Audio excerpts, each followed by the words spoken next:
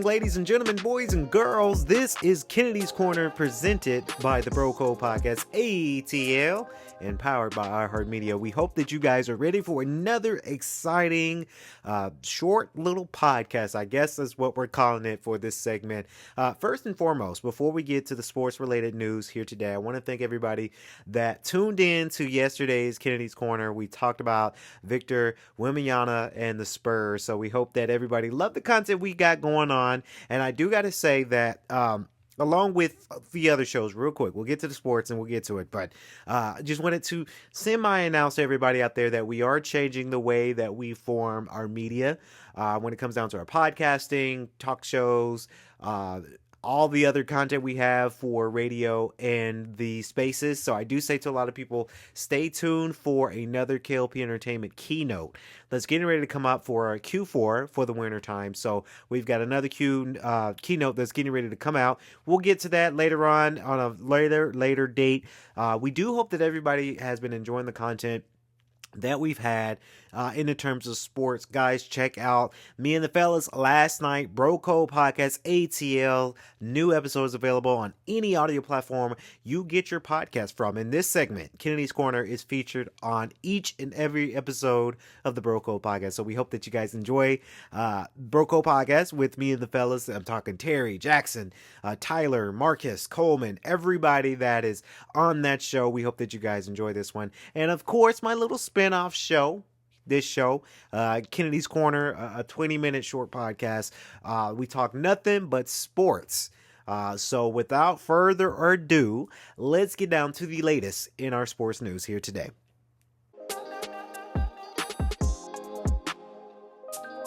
All right, folks, here's the latest in sports talk. We are almost a week into the NBA season, and we're already seeing huge storylines start to play out.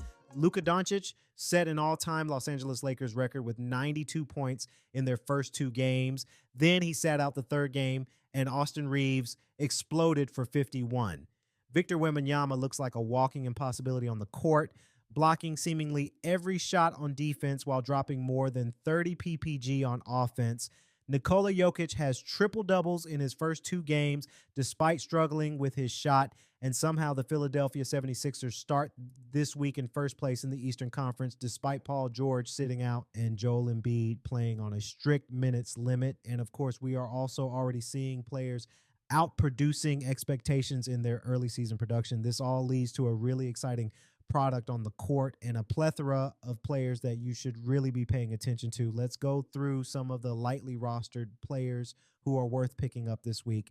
Dylan Harper, PG/SG, San Antonio Spurs, 41.8% rostered in ESPN leagues.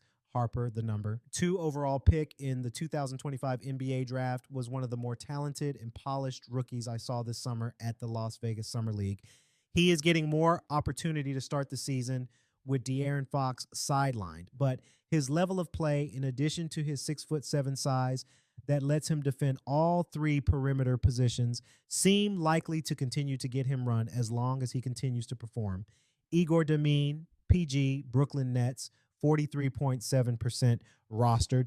Domin was the most talented and NBA ready of the 5 rookies the Nets chose in the first round of this year's NBA draft. He was injured for most of the preseason, but played well in his last preseason game and has gotten off to a good start early in his NBA career. He seems poised to be an impact fantasy hoops producer moving forward, particularly as a rebounding guard who can flat out shoot the three.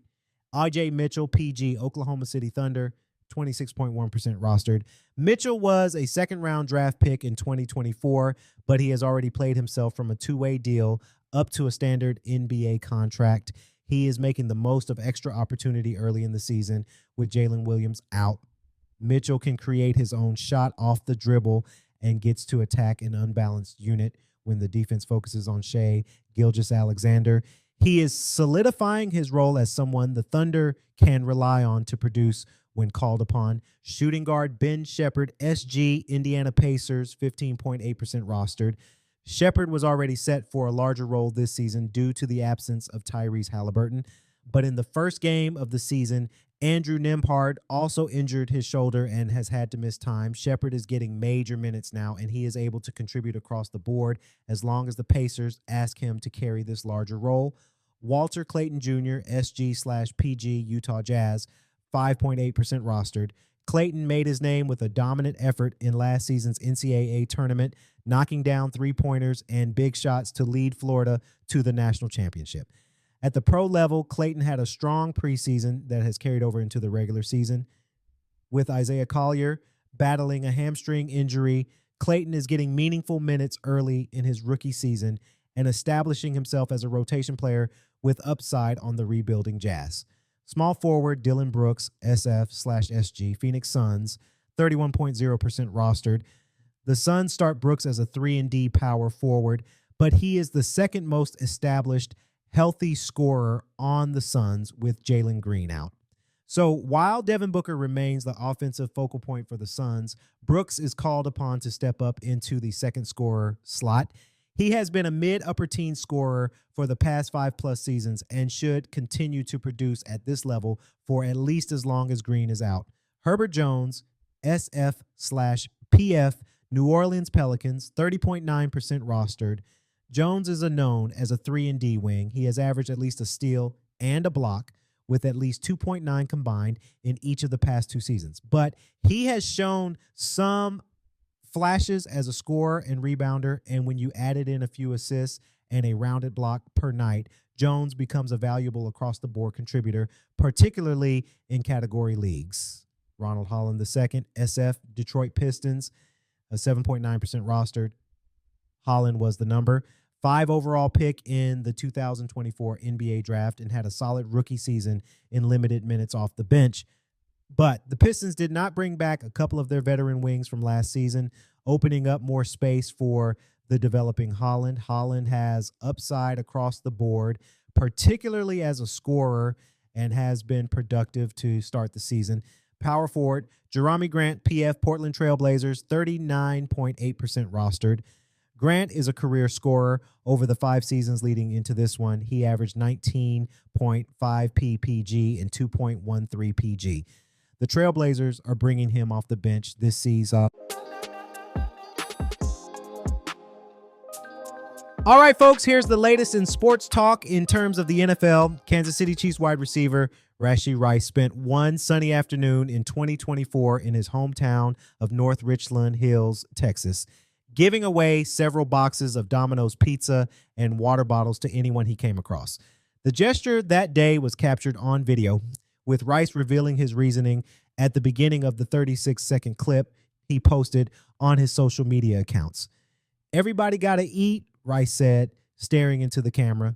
Since posting the video, Rice and the Chiefs offense had to wait nearly a year and a half to begin eating as they envisioned on the field. During that time, Rice suffered a serious knee injury at the beginning of last season and served a 6-game suspension for his role in a multi-car crash that left multiple people injured and delayed the start to his 2025 campaign. Last Sunday, Rice made his season debut and helped ignite the Chiefs to one of their best offensive performances of the year in a dominating 31-0 victory over the Las Vegas Raiders.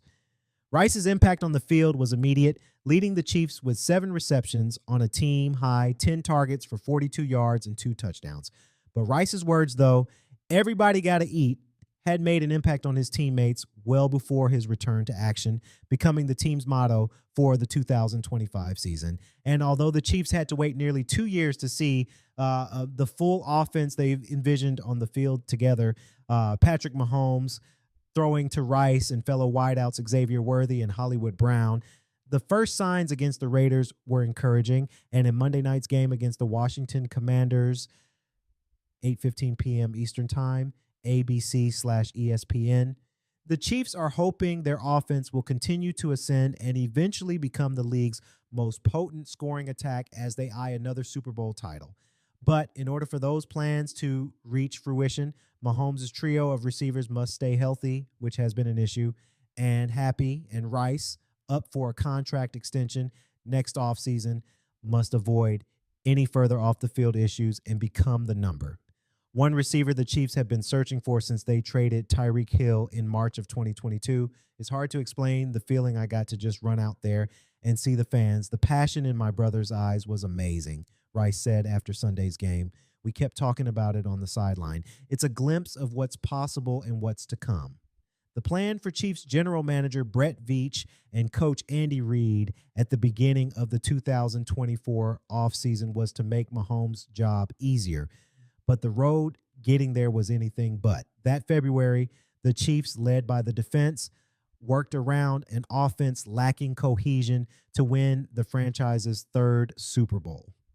That season, Mahomes' yards per game, 261.4, yards per attempt, 7, and giveaways, 17, were all the worst of his career, and his receivers had dropped 25 catchable passes, the most by any receiver group since the 2012 Jacksonville Jaguars.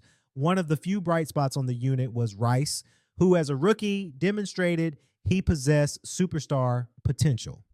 He quickly became the Chiefs' best receiver, recording 79 receptions for 938 yards and a team-high 7 touchdowns. In the postseason, he elevated his game alongside Mahomes, tight end Travis Kelce, and running back Isaiah Pacheco. To provide him help on the outside, the team signed Brown as a free agent in the offseason. He presented a combination of speed, route running, and the ability to track the deep ball. But from there, the Chiefs' plan didn't go according to plan. 2 weeks later, Rice crashed the Lamborghini SUV he had rented as part of a drag race on a busy stretch of the Central Expressway. The crash led to 6 vehicles being involved. Rice and 4 of his friends didn't check on those injured and instead fled on foot before police arrived. The incident was captured on video. Rice took full responsibility in a statement he released via Instagram story 4 days after the crash, and he apologized to everyone impacted. Rice was sentenced to 30 days in jail and 5 years of probation in July 2025. Later that summer, Brown dislocated his collarbone on the first play of the 2024 preseason, an injury that required surgery and forced him to miss most of last season. Then, in week 4, Rice collided with Mahomes after an interception and tore the lateral collateral ligament in his right knee, ending his season. The 2 injuries forced Worthy, the Chiefs' first-round pick in 2024, to develop at a faster rate than most rookie receivers do in Reid's offense. He finished the season with modest numbers, 59 receptions for 638 yards and 6 touchdowns, and the Chiefs ended the season with a 40-22 loss to the Philadelphia Eagles in the Super Bowl. And that's going to wrap it for our sports news here today on Kennedy's Corner, presented by the Bro Code Podcast ATL and powered by iHeartMedia. By the way, guys, again, go check out the latest episode of Bro Code Podcast ATL as me and the fellows sit down and we give our sports takes on the latest sports news that are out currently here today. We hope that everyone have a fantastic Tuesday. We'll see you guys in the next podcast upload. Until then, I say for our entire cast and crew for Kennedy's Corner, stay safe, stay swanky.